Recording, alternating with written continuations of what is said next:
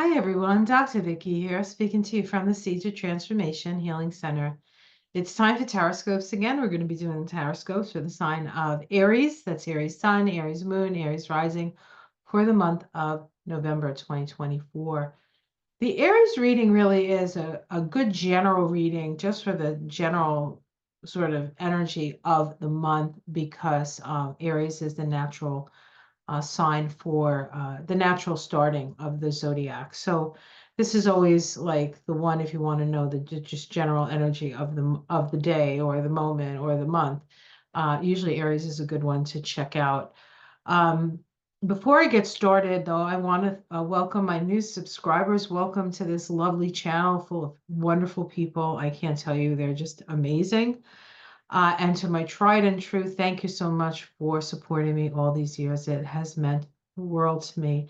And I hope that you have gotten as much as I have from the relationship. Just a quick announcement. I have been actually on YouTube for a long time now, and I've been resisting having a membership on my channel, but I think my resistance is futile. And I think that it's time to make more available to people um, so that they can maybe further explore with the systems I use, and then also to help compensate me so that I can do more work for and put my work out there, which I think is part of um, the reason that we're here, right, is to put our best self forward. And I'd like to give myself more of an opportunity to do that. So that's probably going to come up online around January. That's my goal, is to have that all set up by January. So you can keep your eyes peeled for that if you want, your ears peeled. But I always make announcements when those things are happening. So and then every time you come on, they'll have that little reminder. Do you want to be a member of this channel? That kind of thing.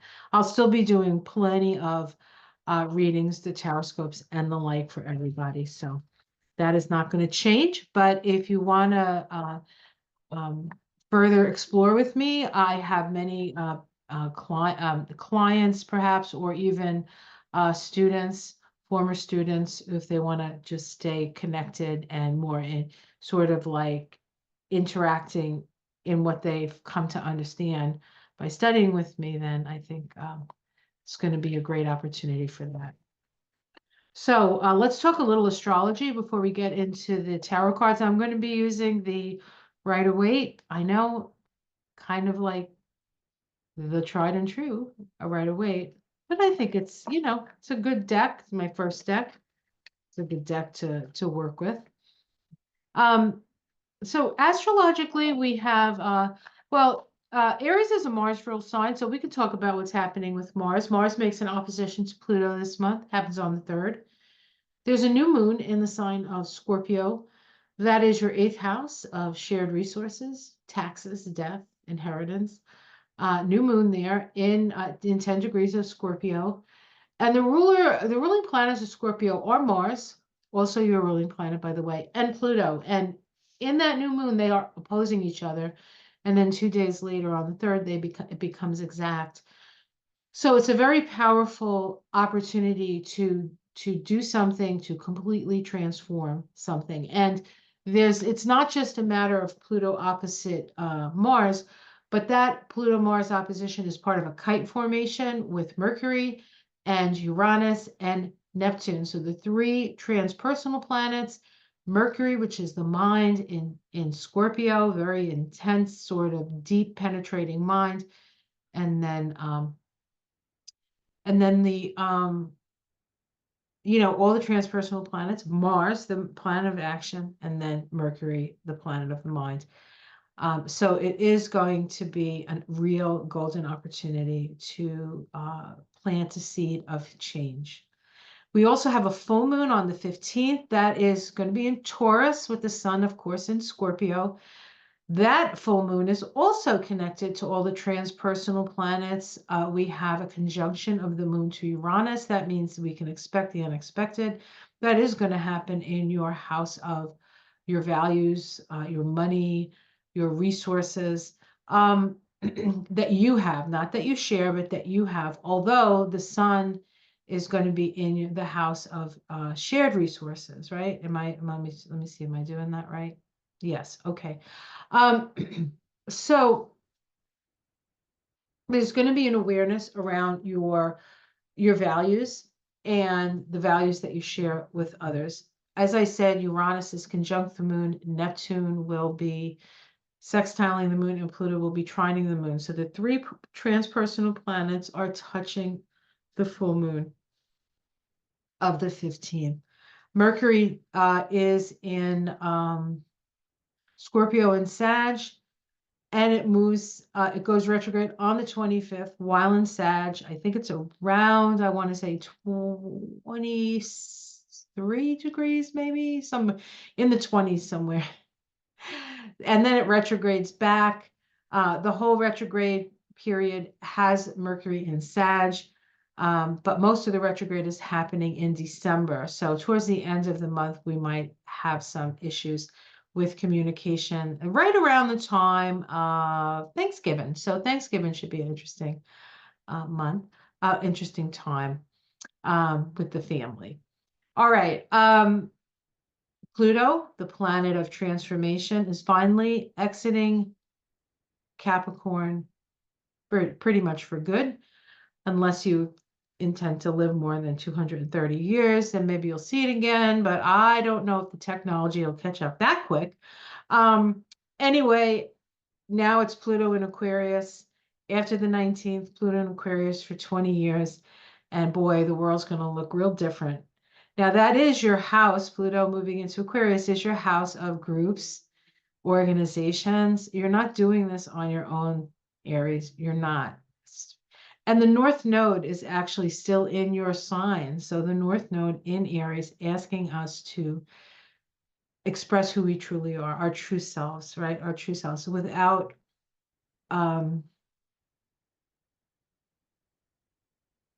without having to just being, right? Without having to prove yourself that you're worthy of being, just being you. And I've been married to an Aries now for 20 years, and nothing like an Aries, I'll tell you, nothing like an Aries. Fun, frustrating, exciting, and always opening you up to new adventures and new ideas and new ways of doing things. And we're moving into a new world, so that's going to come in handy, Aries. All right. The sun moves into Sag on the 21st. That's going to be your house of truth and justice, the 9th house. And so those issues, maybe starting a new class at that time, would be a good time with the sun moving through that 9th house. And do I want to say anything else? Let me just double check and see if there's anything really jumping out at me for Aries. Just give me a second here. All right, where are you, Aries? Okay. All right, let's see here. Oh, Mars opposes Pluto on the 3rd. I said that, and then it moves into Leo. It moves into Leo, which is your house of romance. It is also going to be going retrograde in December. So this is an area of your chart that you're going to spend more time later. But Mars is very initiating, so you could be initiating some new creative projects. You'll have to come back and tweak them and this, that, and the other thing. But by the time Mars goes over it again and then moves out of its shadow, its retrograde shadow, you'll start to see your creations manifest much more quickly. But it's because you've worked out all the bugs. You've worked out all the bugs. Okay, I'm just looking to see Venus. Venus starts the month in the 9th house of truth, justice, big picture, and then it moves into your 10th house when it moves into Capricorn, and that happens on 11/11, and so that can be some serious money making, which is Not a bad thing. Okay. All right. So that's what I see.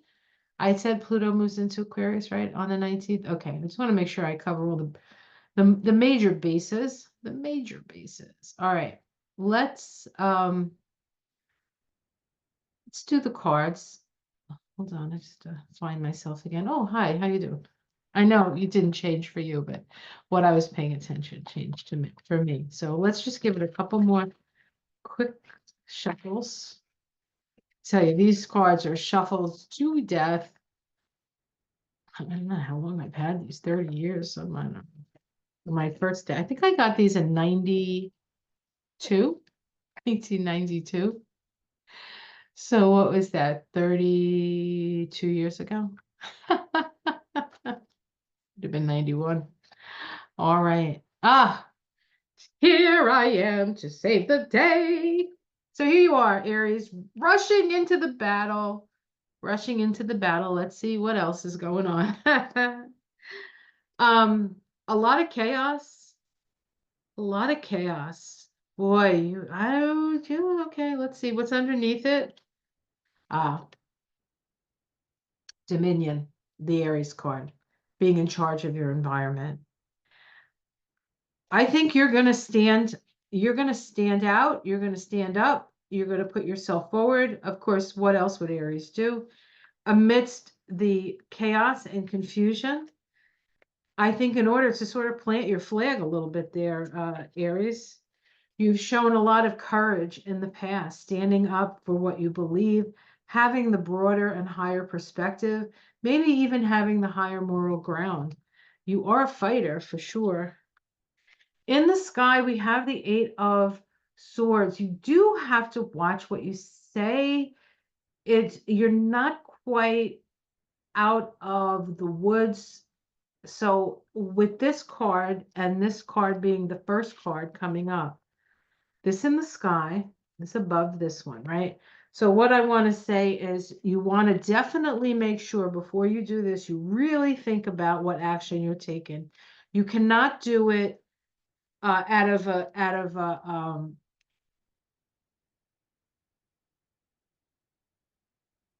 you can't do it because I said so. Do you know what I'm saying? See your immediate future. Peace offering, love, healing, idealism, the act of love. So acts of love, acts of love. How it's seen from outside. You got you got a direct connection to spirit. Like you got stuff going on in your head and it's directly from source. But people don't think you're saying everything. They think you might have a secret. I have a secret. Domestic situation, the Queen of Pentacles. Wonderful card to have in your domestic situation.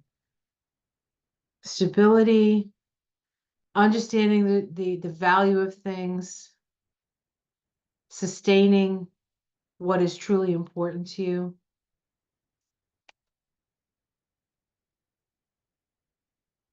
This might actually be an action to protect your space too.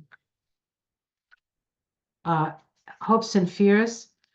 Well, this is a dire card, right? That's a fear. Fear of poverty.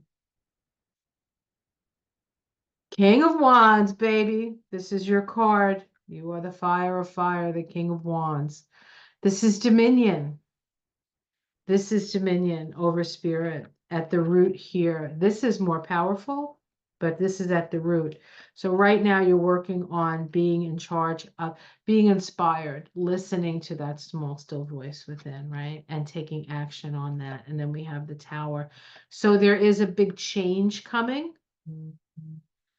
But it's not a change you're not expecting. It's like there's the tower has come up a lot for everybody, so don't feel picked on when you see the tower.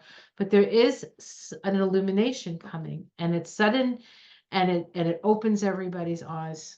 Underneath it all is abuse of power, burden, and messages from spirit I'm not sure, honestly, I'm not sure if the tower is actually a direct energy directed at you. It feels like it's more collective, that there's a tower moment that sort of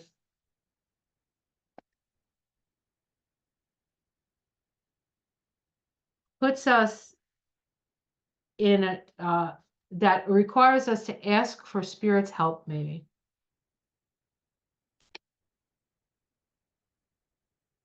I'm going to pull just, I want to see what that tower card is, a little bit more about that tower for you. And I'm going to pull I just pulled the B deck, the B tarot.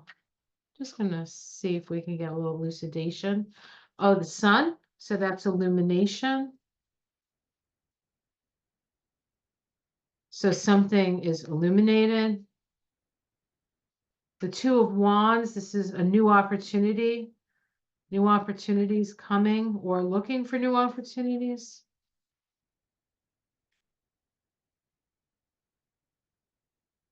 And the Three of Cups, or the Three of Jars, sort of celebration, hanging out with your friends. So the tower doesn't seem to be, it's disruptive, but it's disruptive for everybody, but it does bring illumination and new opportunities, and maybe even some new friends. Maybe some new friends for you. Okay, so that's what that looks like. All right, so let me pull a, what have I been pulling? A crystal ally card. So this is a crystal. If you want to work with crystal this month, this might be the crystal you want to work with. So just a suggestion.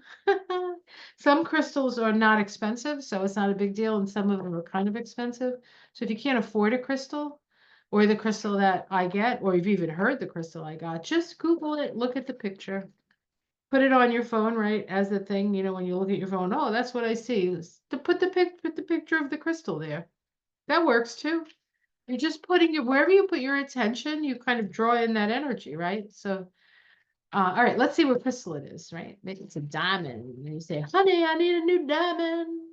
Diamonds are a boy's best friend. Actually, diamonds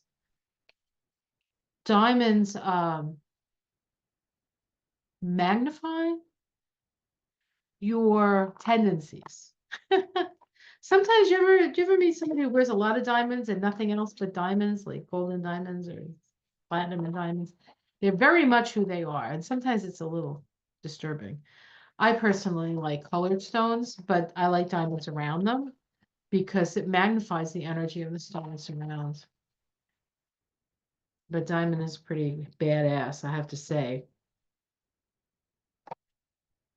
Ah, tourmaline, inner peace. Inner peace. This is a water element stone. Tourmaline is, and my favorite watermelon tourmaline actually is a heart stone. It's about compassion. It's about self-love. It's about taking care of yourself. It's about, despite all the insanity in the outer world, to find an inner peace. So tourmaline can be a little expensive. So maybe get a nice picture of it if you don't have it. But there's watermelon tourmaline, which has the green and the yellow, the green and the red. There's pink, the green and the pink. There's pink tourmaline. There's green tourmaline. There's actually black tourmaline, but it doesn't feel like black tourmaline is what you need. I feel you need one of the other tourmalines, but you can go exploring and see. But it's really about, despite what's happening in the outer world, fostering a sense of inner peace. Because on some level, you know that what we're experiencing now is part of the let go before we can really sort of move into the potential of the future, which quite frankly is very much an Aries, going to be very much an Aries energy of being uniquely who you are and being appreciated for that and not scolded or told there's something wrong with you. Chiron is still in Aries, guys. We still have some time with that, so we're still working on that wound. All right, guys, have yourself a great month. Like and subscribe if you haven't already. I'm out every morning in my garden talking astrology if you want to check that out. I do a monthly moon shadow episode, new moon, and we do a moonshine episode on Ona's channel for the full moon. You can check that out. We also do Mystic Sisters every Saturday night. Either it's going to be on my channel or it's going to be on Ona's channel, but I always make announcements as to when that's happening so you know where to tune in. And until next month, take care of yourselves. Really, really, namaste.